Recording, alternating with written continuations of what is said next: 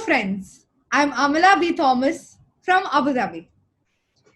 As a student and a youth looking forward for a brighter India, I'm glad to introduce a renowned public health leader and a medical professional with over 25 years of experience working across the globe, mainly on infectious diseases control, Dr. S.S. Lal. Currently, Dr. Lal works as a director of infectious diseases in charge of tuberculosis portfolio at Family Health International, an American international organization. He's based in Washington, D.C. In the past, he has worked with the WHO, we call World Health Organization, and the Global Fund in Geneva for more than 15 years. His long experience in the field of infectious diseases across the globe is something that makes us proud. He's quite a popular face for the Keralites. He has directed and hosted Pulse, the first weekly global TV health show in India presented by a doctor, which used to appear on the Asianet channel. Other feathers to his cap include a profiling writer, health columnist, a fiction writer, blogger, and a politician.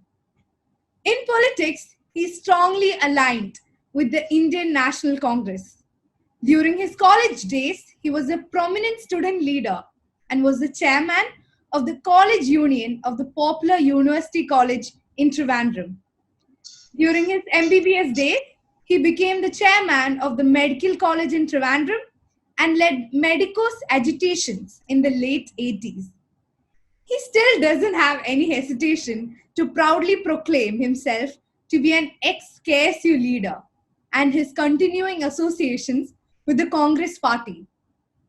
His leadership capabilities and his ability to keep people of different ideologies together for social causes is something which all his friends acknowledge. He had this ability from his younger days.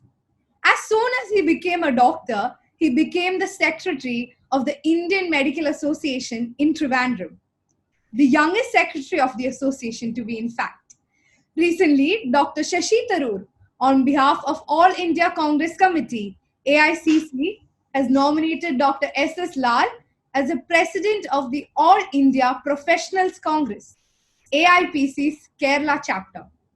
While he has close associations with the various elite sections of the society, his desire to support the needy and the deprived people can be seen in his first decision as president to provide electronic devices for facilitating online study for deserving poor students. His vast friend circle helped him in mobilizing support from different continents for this device bank initiative. Despite his busy schedule and constant technical sessions on media and online platforms like Zoom with medical professionals, policymakers, and eminent personalities, he's here with us today. And I would like to welcome you, Dr. Lal. Hi Amala, great to meet you. It's always a pleasure to meet youngsters like you who are full of energy. And thank you for the nice introduction. At the outset, let me take this opportunity to congratulate you for your newly added role, the President, Kerala chapter of All India Professionals Congress. Can you please elaborate on AIPC?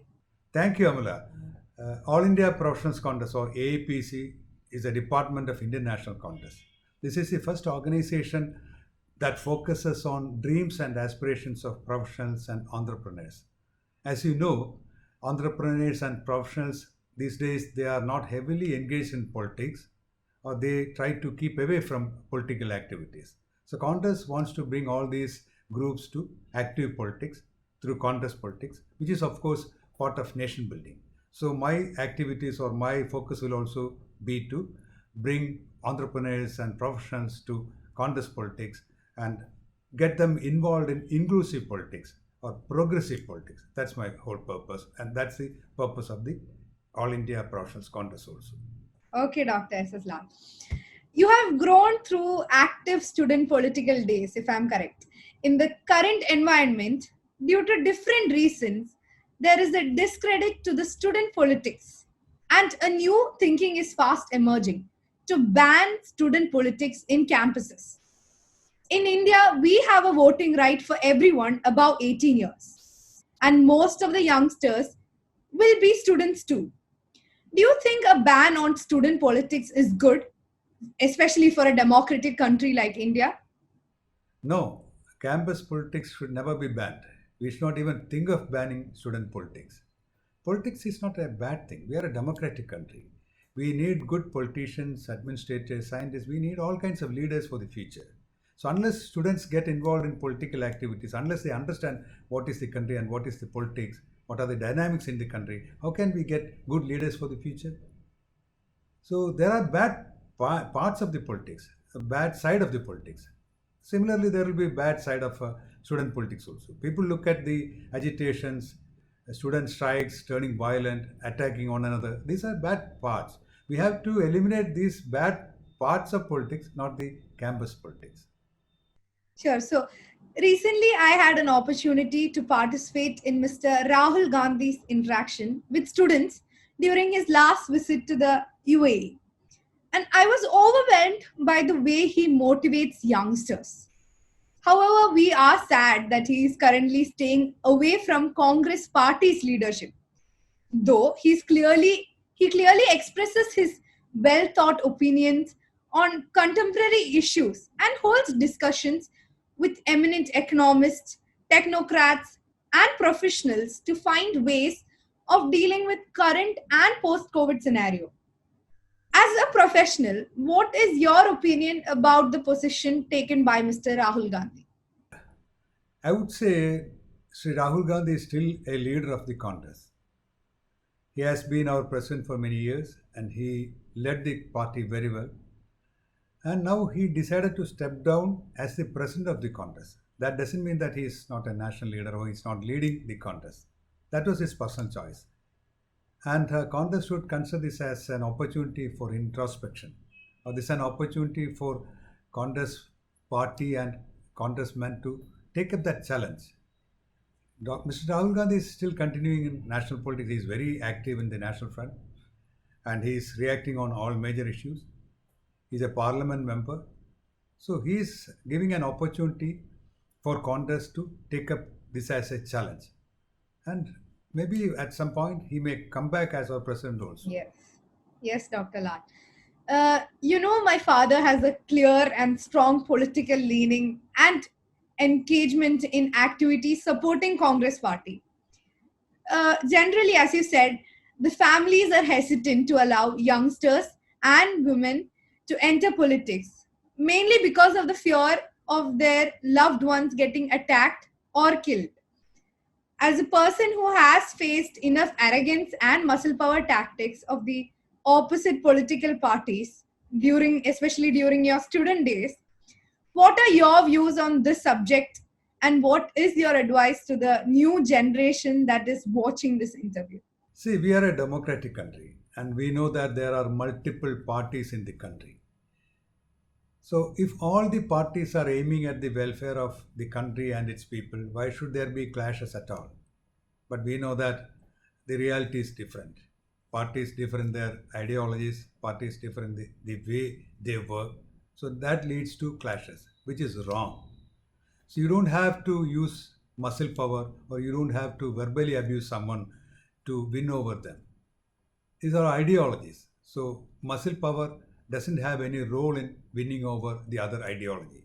But these things happen in our country because our democracy yet to mature enough. So that's where the youngsters have a role. Educated youngsters should join politics so that they can further clean up the system. And I'm very hopeful about the future of our country also. I can see that more youngsters, educated people are slowly showing interest in politics, and when they dominate the political scenario, there'll be improvement in this culture also. Because of these political violences and abuses, of course, women or youngsters or girls, they will be reluctant to join politics, which is a sad thing. So, but at the same time, this should not stop youngsters or women from entering politics. You have to come in big numbers so that that itself will help the system to clean it further. Yes, doctor. There's an apparent impression that the current younger generation follows professional gurus and gets self contained to become a professional, alienating from social issues. What are your opinions on this? Yes, I would also agree with you to a great extent in saying that there can be better engagement of professionals in social issues. But I wouldn't blame the youngsters for this current situation. We were a very poor country when we became independent, and the last few decades we have been growing very fast.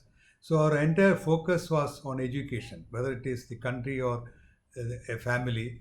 We were trying to focus more on education so that the country can come up, families can come up. So we wanted our children to study well, focus on studies, and secure good jobs. We want our kids to be professionals.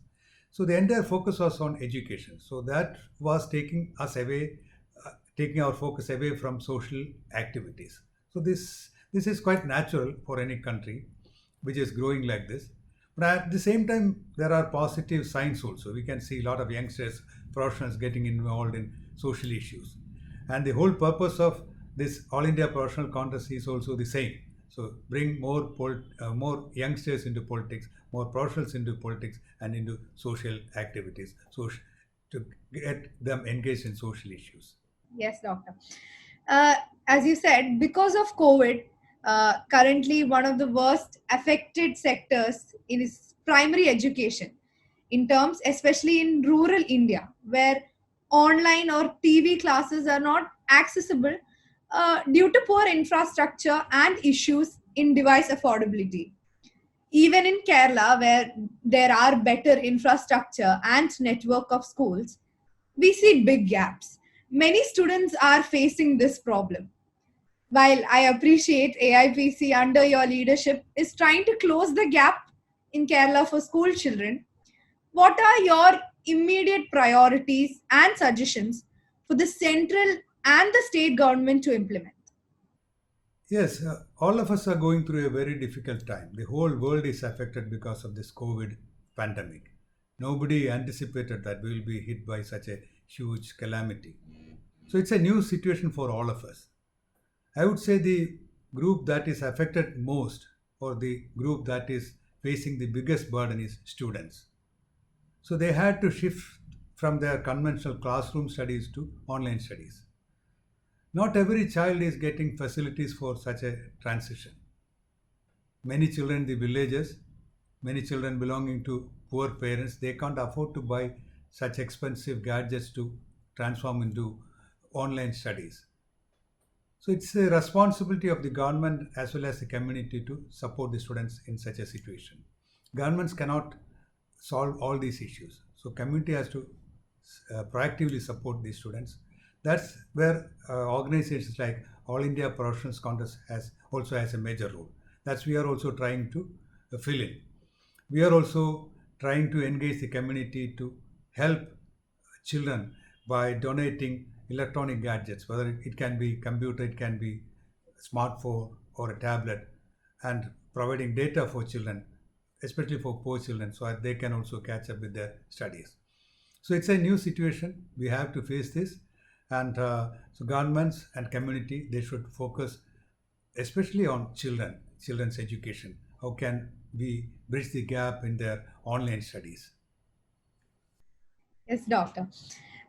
In our state, Kerala, we do have a strong network for primary education that includes public, aided, and private schools, which have been built over several years. Can we boast about the same and say that they contributed to the need based education in professional areas? Uh, there were drastic changes brought in during Mr. A.K. Antony's term as the chief minister by bringing in private sector, and later similar policies were followed by Mr. Umman Chandy. But still, we have many issues ahead to be sorted out and address the unmet needs. Do you think that a highly literate state like Kerala has achieved the desired levels of progresses in the areas of higher and professional education? I would say that progress is a relative term. If we compare Kerala with many other states of the country, we can see that we are much ahead of them. We have made a lot of progress. But if we compare ourselves with some developed countries, we can see that there are still gaps or there is scope for further improvement. Of course, we have created a lot of education institutions. We have invested a lot in education. That's why we have this much of progress. That's why we are able to even export our professions to other countries. It can be doctors, nurses, teachers, IT professionals, through which we are gaining a lot of money as well as fame. But that's not the end of such efforts. This is a time for introspection. This is a time to think about revising the strategy. See, what we have done is we have created a lot of education institutions, medical colleges, engineering colleges, nursing colleges. We produce professionals and we export it, or we are using them. But we have to think of what is the future, what we need for next 25 years. This is a time to think about a future and redesign it. So we have several medical colleges, we have several engineering colleges. We can see that there are unemployed doctors these days. They are qualified doctors, but they don't get good jobs. There are engineering colleges where you are unable to fill the all the seats, allocated seats. Many seats are lying vacant, which means there are not many students who are interested in doing engineering. So this is the time we have to think about what's happening. Do we need these many doctors or do we need these many engineers? We don't know. So we have to project for what's happening, what's going to happen in the next 5 years, 10 years, 20 years, 25 years, like that, and plan it. We may need more doctors to be sent to other countries. We don't know. So we have to do that assessment. What's going to happen in the next many years? What is the requirement? That kind of survey, that kind of study has to be done, based on which you have to increase the number of seats or reduce the number of seats in all these professional colleges. The current shift in this system of education also warrants teachers and other staff to learn online teaching skills, preparations of online teaching materials, and basically the computer skills. There are practical issues faced by the teachers as well as software issues faced by students. Your views on this, please. As we have already discussed, this is a new situation. Suddenly, this COVID 19 pandemic came and set the whole world, and we are facing a new situation where we cannot go out, we cannot be in the offices, we cannot be in the schools. So, suddenly, we had to shift from our conventional classroom studies, blackboards and white chalks, into computers and tablets and smartphones. We have shifted from classroom studies to from conventional classroom studies to new online studies. This is happening in the whole world. Some cities or some developed countries, they were already doing this. This is new for us, especially in our villages. But there is no other solution. We have to transform ourselves from the conventional methods to newer online education. I would say this should be considered as an opportunity also, because otherwise, especially our senior generation of teachers, they would never have tried this kind of online education in many parts of the world, and students also. And especially in villages, students could not even think of online education or better gadgets or electronic gadgets for education.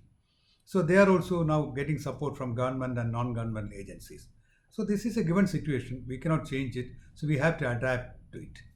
Again, regarding the online education, doctor, online teaching misses out on a emotional connection, as in between tutors and the students.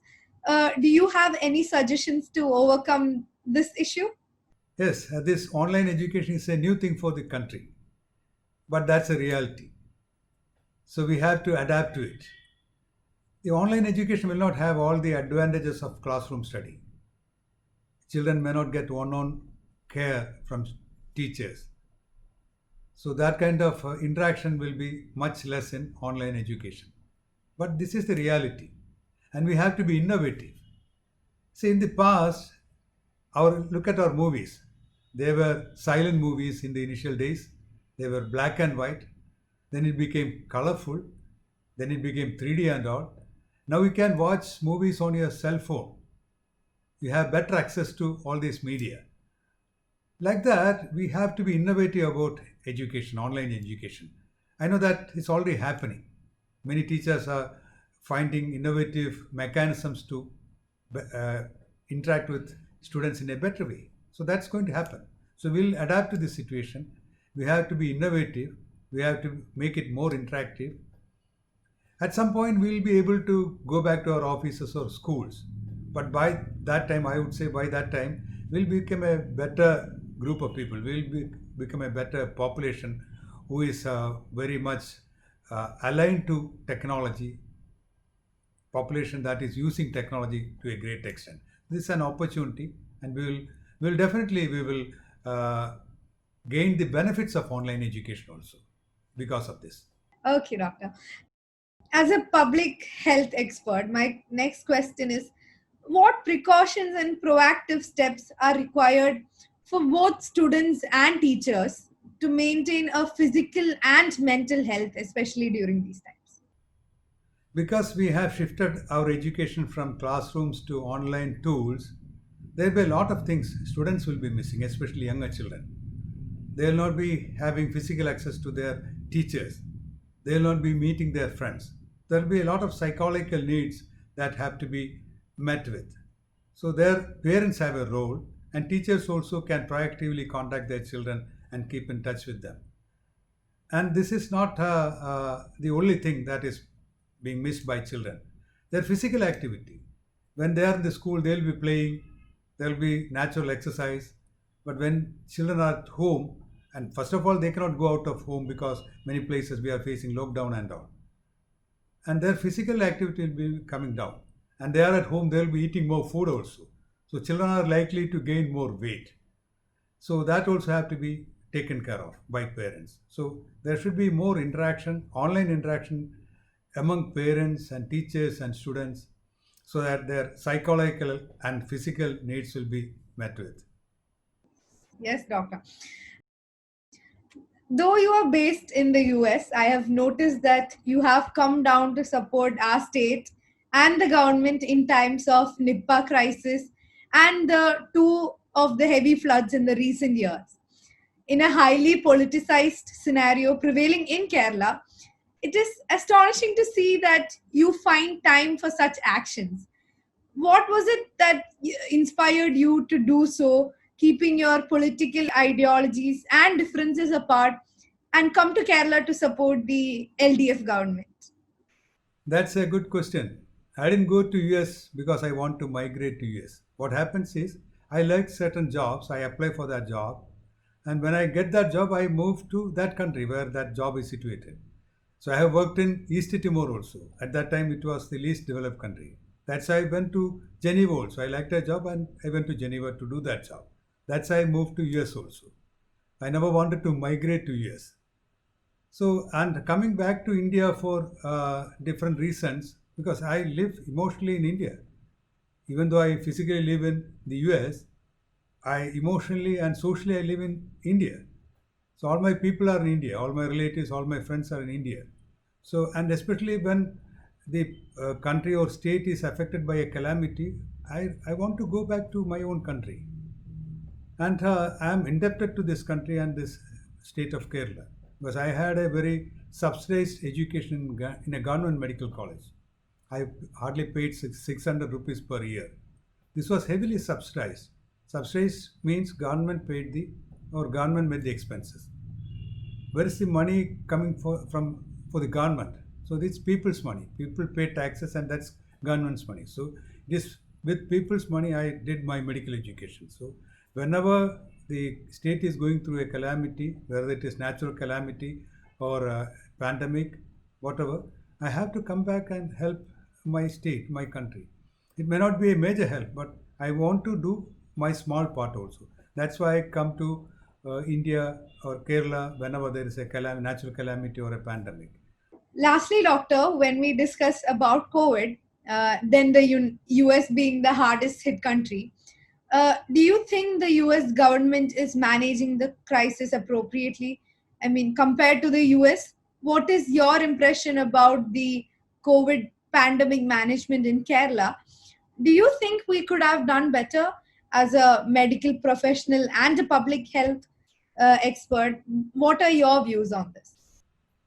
As we discussed, this is a new situation, new disease. Nobody was prepared for such a big pandemic. So everything was new.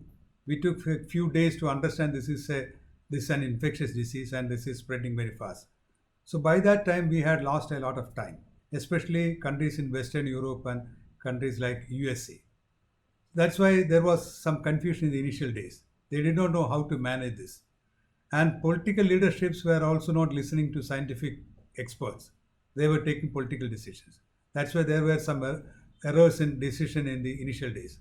But they could catch up quickly. And especially the developed world, they have very good infrastructure, especially in health, and they have resources. So that's why they could manage the crisis later, at least in the later days. Countries like India, we got some time, but we don't have that much of resources compared to developed world. Kerala, our system is different because even though we don't have a lot of resources, our health system is very good. Our people are very much aware of health issues. Health awareness is very high. Our doctors, nurses, and other paramedical staff, everyone is really good, qualified, and we have good health system.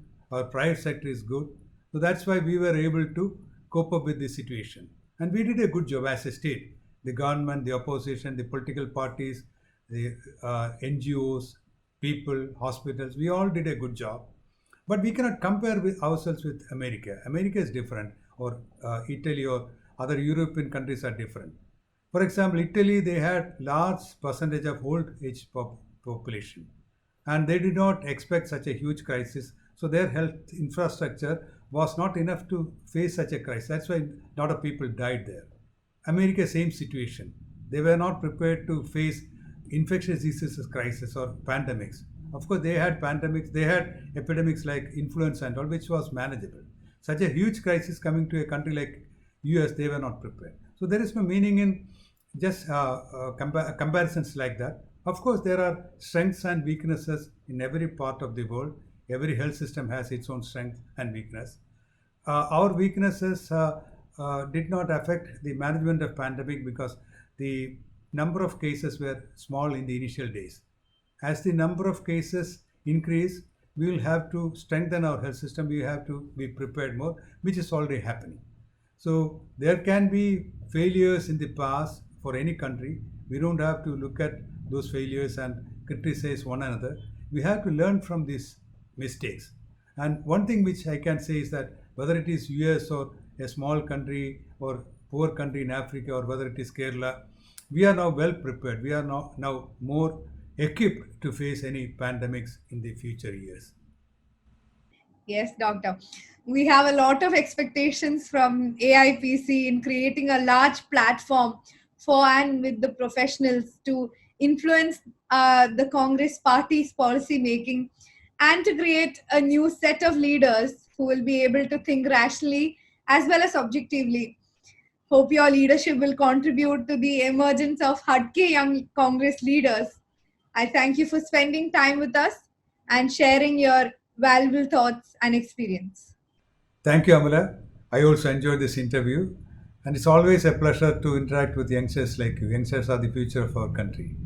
And I would also like to welcome you to join AIPC. Thank you. Thank you, doctor.